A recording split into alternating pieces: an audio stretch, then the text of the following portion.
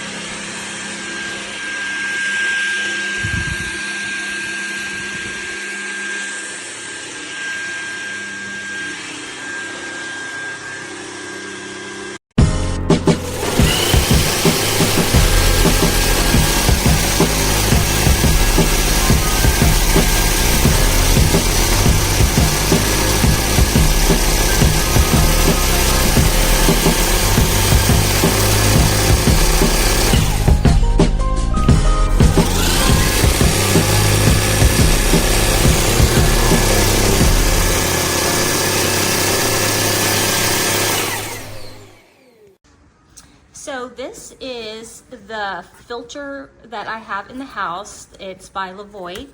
These are what they look like. These are the replacement filters. You get 2 in the box. I always buy 2 to make it easier. It shows you how to put them onto the air purifier. Super, super easy to use.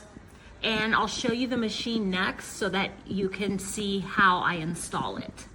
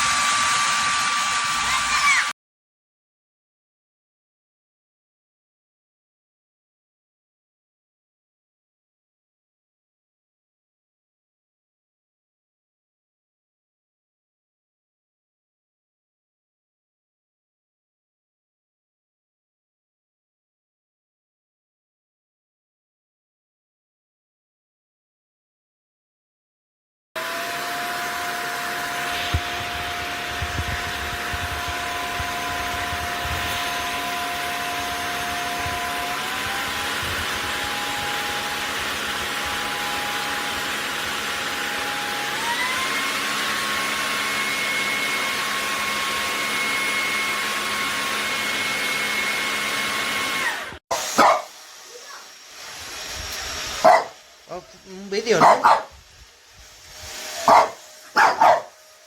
¿Has visto todo? Sí, estoy haciendo un vídeo.